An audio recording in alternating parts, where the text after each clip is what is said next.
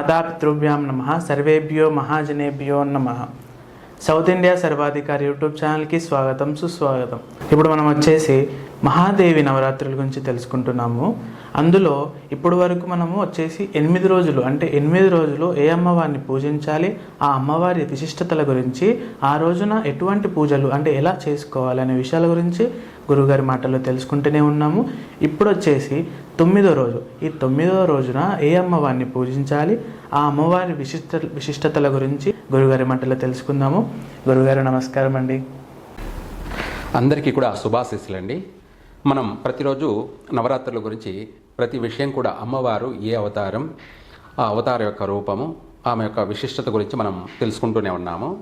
అందులో భాగంగా శ్రీ విశ్వావసునామ సంవత్సరం ఆశ్వేజ మాసం శుద్ధ నవమి. శుద్ధ నవమి అనగా మనకు మంగళవారం వస్తుంది. ఇక్కడ తిథులు వచ్చేటప్పటికి మధ్యాహ్నం వరకు రావడం వల్ల అందరికీ కన్ఫ్యూజ్గా ఉండొచ్చు. అయితే ఏది ఏమైనప్పటికీ మనకు రాత్రి అనేది, నవరాత్రులు అనేది రాత్రి పరిగణలోకి తీసుకోవాల్సి వస్తుంది. సూర్యోదయం ప్రకారంగా తీసుకున్నట్టయితే మనం తీసుకోవాల్సింది శాస్త్రయుక్తంగా సూర్యోదయ ప్రకారమే. కానీ ఈ యొక్క దుర్గా నవరాత్రులు అనేది రాత్రి మనము ప్రధానంగా తీసుకోవాలి. కాబట్టి అందులో భాగంగా మనకు మంగళవారం మధ్యాహ్నం నుంచి నవమి వస్తుంది, 1 గంట నుంచి. మరుసటి రోజు మధ్యాహ్నం వరకు కూడా నవమి ఉంది, బుధవారం మధ్యాహ్నం వరకు కూడా. అయితే మంగళవారం రాత్రి మాత్రమే ప్రధానం. మనము నవరత్నాలతో పూజించుకుంటూ వచ్చాము. అందులో భాగంగా మనకు ఈ రోజున అంటే మహర్నవమి, మంగళవారం రాత్రి. ఇక్కడ మనకు మూల నక్షత్రం తర్వాత పూర్వాషాఢ నక్షత్రం. పూర్వాషాఢ నక్షత్రము, మంగళవారము, నవమి, మహర్నవమి. ఈరోజు రాత్రితోనే నవరాత్రులు కంప్లీట్ అవుతాయి. రాత్రి అంతా ఉంది కాబట్టి, బుధవారం మధ్యాహ్నం వరకే ఉంది కాబట్టి, మధ్యాహ్నం తర్వాత నవమి లేదు కాబట్టి, మనకు మధ్యాహ్నం నుంచి బుధవారం మధ్యాహ్నం నుంచి దశమి వస్తుంది కాబట్టి ఈ యొక్క మంగళవారం రోజే మహర్నవమి. అలాగే నవరాత్రులు అనేది ఈరోజు రాత్రితో కంప్లీట్ అవుతాయి. కాబట్టి ఇక్కడ ఈ యొక్క అమ్మవారిని ఏ విధంగా పూజించాలి అంటే, మనం 2వ రోజు గురించి చెప్పుకున్నాం, మహాకాళి అని. ఆమె ఈ రోజున మహాభద్రకాళి, భద్రకాళి అంటారనమాట. అందుకు ఆమెను భద్రకాళి అనొచ్చు, మహిషాసుర మర్దిని అనవచ్చు, లేదంటే రాజరాజేశ్వరి అని కూడా పిలవచ్చు, శ్రీ రాజరాజేశ్వరి. ఈ యొక్క మంగళవారం రాత్రి ఈ యొక్క మహిషాసురుణ్ణి, రంభాసురు కుమారుడు మహిషాసురుణ్ణి అంతం చేసిన రాత్రి. ఇక్కడ ఆ రాత్రి ఈ మహిషాసురుణ్ణి ఈ యొక్క 9 రోజులు కూడాను వాడి పరివారాన్ని అంటే వాడి యొక్క సమూహాన్ని అంతా కూడా నాశనం చేసినటువంటి నవదుర్గలు. అందులో ఈ యొక్క చివరి 3 రోజులు కూడా ఈ యొక్క మహిషాసురుణ్ణి సంహరించడం అనేది జరుగుతుంది. అది ఈరోజు రాత్రి నవమి, మహర్నవమి రాత్రి, మంగళవారం రాత్రి. ఈ అమ్మవారిని మనము శ్రీ రాజరాజేశ్వరి దేవిగా పూజించవచ్చు, లేదంటే శ్రీ మహాభద్రకాళిగా పూజించవచ్చు. అయితే ఇక్కడ మనం ఈ అమ్మవారిని పూజించవలసింది లాస్ట్ రోజున అనేక పుష్పాలతోనూ అభిషేకం చేయవచ్చు. అనేక పుష్పాలు అంటే ఈ ప్రకృతిలో ఏ పుష్పంతోనైనా కూడా అమ్మవారిని పూజించవచ్చు. అనేక పుష్పాలతోనూ పూజించవచ్చు. తర్వాత మనము పగడాలతోటి పూజించాలి. ఆమెకు పగడంతో తిలకం పెట్టాలి మంగళవారము. అలాగే పగడాలతోటి అమ్మవారిని పూజించడము. అదే కాకుండా మనకు ఈ యొక్క నవరాత్రుల్లో విశేషంగా ఈ రోజున అమ్మవారికి కుంకుమతోటి, మెరూన్ కుంకుమతోటి అంటే పసుపుతో తయారయ్యబడినటువంటి కుంకుమ, మెరూన్ కుంకుమతోటి అమ్మవారికి విశేషమైనటువంటి కుంకుమార్చన అంటే అఖండ కుంకుమార్చన, ఈ యొక్క అఖండ కుంకుమాభిషేకం అని కూడా చెప్పచ్చు. విశేషంగా అమ్మవారికి చేసి ఆ కుంకుమని అందరూ కూడా తీసుకొని వాళ్ళ మంగళసూత్రానికి పట్టించినట్టు అవుతే, వాళ్ళ యొక్క మెడలో ఉన్నటువంటి మంగళసూత్రానికి ఆ కుంకుమను పట్టించినట్టు అవుతే, కాస్త తేనె కానీ నెయ్యి కానీ ఆ మంగళసూత్రానికి పెట్టి ఈ యొక్క కుంకుమను బొట్టి పెట్టినట్టయితే వాళ్ళ మాంగళ్యానికి బలం పెరుగుతుంది, మాంగళ్య బలం పెరుగుతుంది. వాళ్లకు ఉన్నటువంటి ఎటువంటి నరుల దృష్టి, చెడ్డ మనుషుల యొక్క దృష్టి, అంటే చెడ్డ మనుషులు అంటే మనం చెప్పుకుంటున్నాం కదా, ఆమె ఎందుకు అవతరించాల్సి వచ్చింది, ఎందుకు వాడిని చంపాల్సి వచ్చింది అంటే, ఇప్పుడు ఈ రోజుల్లో జరుగుతున్నటువంటి దృశ్యాలు సంఘటనలు అందరూ రోజు కూడా గంట గంటకు కాదు క్షణక్షణం కూడా వింటూనే ఉన్నారు. ప్రతి ఒక్కరు కూడా చాలామంది చిన్న పిల్లల కాడి నుంచి, అంటే చిన్న పసిపిల్లల కాడి నుంచి కూడా చిన్నపిల్లలను కూడా ఈ రోజుల్లో మానభంగం చేస్తున్నారు. వాళ్ళకు చాక్లెట్లు ఇచ్చి, వాళ్ళకు బిస్కెట్లు ఇచ్చి చిన్న పసిపిల్లలను కూడా మానభంగం చేస్తున్నారు. ఇదే కాకుండా ప్రతి యవనానికి వచ్చినటువంటి స్త్రీని కావచ్చు, లేదంటే పెళ్ళి అయినటువంటి స్త్రీని కావచ్చు, ఆమె తల్లితో సమానము, అటువంటి ఆమెను స్త్రీని కూడా వ్యామోహిస్తున్నారు, వాళ్ళను రేప్ చేస్తున్నారు, లేదంటే వాళ్ళను అడుగడుగున వాళ్ళని వెంటాడుతూనే ఉన్నారు. అందుకనేసి అదేవిధంగా ఆ రోజున ఆ యుగాలలో కూడా ఈ యొక్క మహిషాసురుడు దేవతలైనటువంటి వాళ్ళందరినీ కూడా, దేవతా స్త్రీలనందరినీ కూడా వాడు మానభంగం చేస్తున్నాడన్న కారణంతోనే వాళ్ళ రాజ్యాన్ని అపహరించాడు, వాళ్ళ రాజస్త్రీని అపహరిస్తున్నాడు, వాళ్ళ అందరినీ కూడా చెరపడుతున్నాడన్న కోపంతో అమ్మవారు ఎప్పుడైతే మంచివాళ్ళు అయినటువంటి స్త్రీలను ఎప్పుడైతే మానభంగం చేస్తున్నాడో అప్పుడు అమ్మవారు అవతరించవలసి వచ్చింది. దాన్ని మహాభద్రకాళి, భద్రకాళి, చండి, మహాచండి, ప్రచండి అని చెప్పేసి ఏమను అనేక నామాలతో కూడా పూజిస్తారు. ఇప్పుడు మనము అటువంటి వాళ్ళ దృష్టి దోషాన్నంతా కూడా, వాళ్ళ యొక్క పీడంతా కూడా పోవడానికి ఆ రోజున అఖండ కుంకుమాభిషేకం చేసి ఆ తేనెతో కానీ నెయ్యితో కానీ వాళ్ళ మంగళసూత్రానికి పట్టించడం వల్ల ఆ మంగళసూత్రానికి ఉన్నటువంటి దోషాలన్నీ కూడా పోతాయి. ఆ కుంకుమను బొట్టు పెట్టుకోవడం వల్ల ఆ స్త్రీలకు మాంగళ్య బలం పెరుగుతుంది. మాంగళ్య బలం అంటే తన భర్త యొక్క ప్రేమ, అనురాగము, ఆప్యాయత, అలాగే శాశ్వతమైనటువంటి బంధము కలుగుతుంది. కలలో కూడా విడిపోరు, ఎప్పుడు కూడా కలిసిమెలిసే ఉంటారు, కష్టాల్లోనూ సుఖాల్లోనూ కలిసిమెలిసే ఉంటారు. చెడు దృష్టి అంటే చెడ్డవాళ్ళ యొక్క దృష్టి అంతా కూడా నాశనం అయిపోతుంది, చెడ్డవాళ్ళంతా కూడా నశించిపోతారు. అదే ఈ యొక్క నవమి యొక్క ప్రత్యేకత. ఈ యొక్క రాజరాజేశ్వరి అనుగ్రహం అనేది అందరికీ కూడా కలుగుతుంది. దాంతోపాటు కూడా చిన్నపిల్లలకి అందరికీ కూడా అమ్మవారి యొక్క అనుగ్రహం సంపూర్ణంగా ఉంటుంది.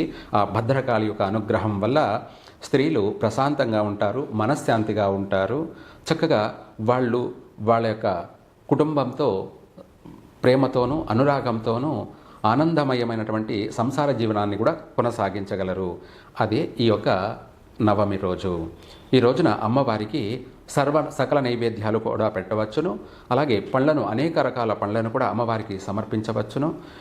వీటితో పాటు ఇంకా కూడా అమ్మవారికి గుమ్మడికాయ నైవేద్యం కానీ, ప్రకృతి నుంచి వచ్చినటువంటి గుమ్మడికాయ నైవేద్యం కానీ, నిమ్మకాయలు కూడా కట్ చేసి అమ్మవారికి నైవేద్యం పెట్టడం కానీ, ఇలాంటివన్నీ కూడా చేయవచ్చు.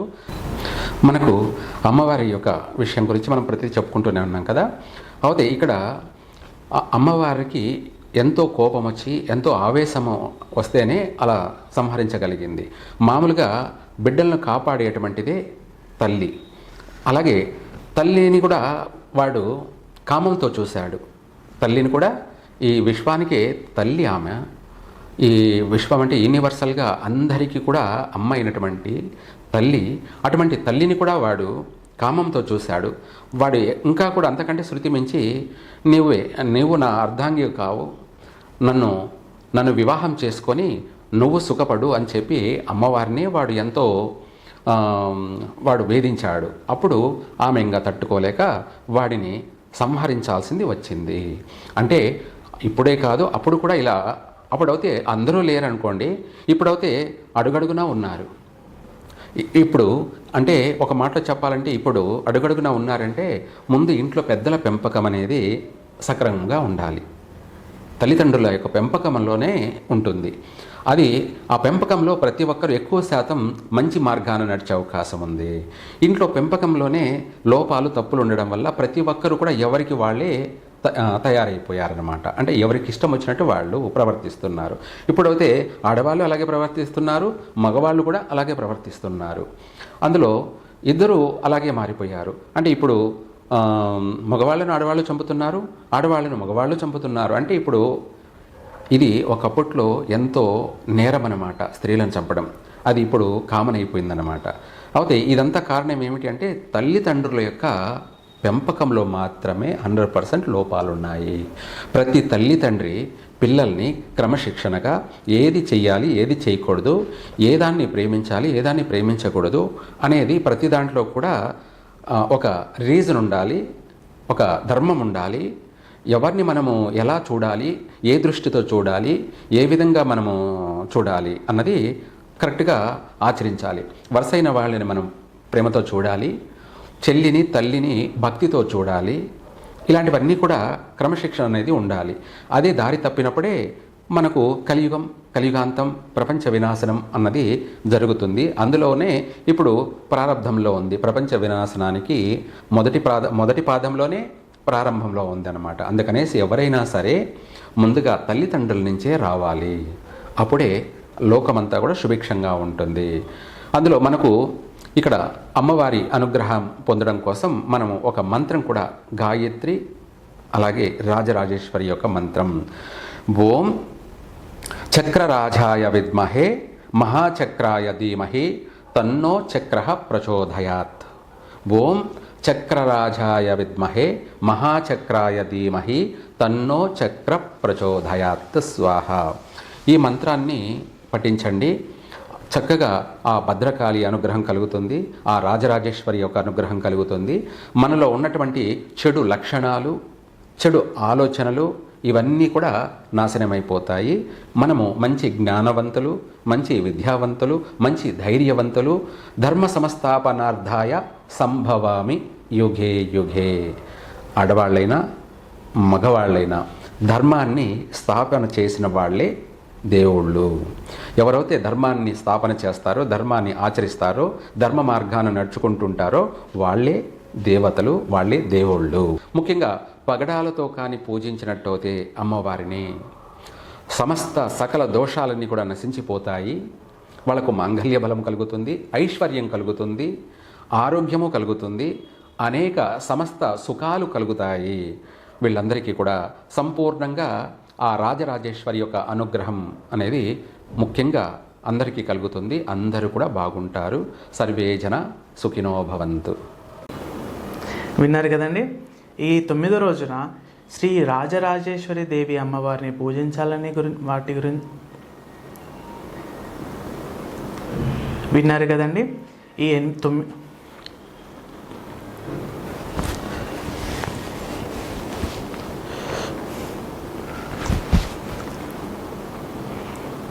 విన్నారు కదండి. ఈ 9వ రోజున శ్రీ రాజరాజేశ్వరి దేవి అమ్మవారిని పూజించాలని వాటి విషయాల గురించి, ఆ అమ్మవారి విశిష్టతల గురించి, అన్నిటి గురించి గురుగారి మాటలో తెలుసుకున్నాము కదా. అలానే ఈ సిరీస్ మొత్తంలో ఈ 9 వీడియోస్ ఇప్పటి వరకు మనం తెలుసుకున్న విషయాల గురించి అన్నీ తెలుసుకున్నాము. ఈ 10వ రోజు అంటే అమ్మవారి విజయం సాధించిన తర్వాత విజయదశమి అనే విషయాల గురించి ఆ 10వ రోజు కూడా వీడియో రాబోతుంది. ఆ వీడియోని కూడా మీరందరూ ఇలానే ఇప్పటి వరకు ఎలా అయితే అందరూ చూశారో అదేవిధంగా అందరూ చూడండి.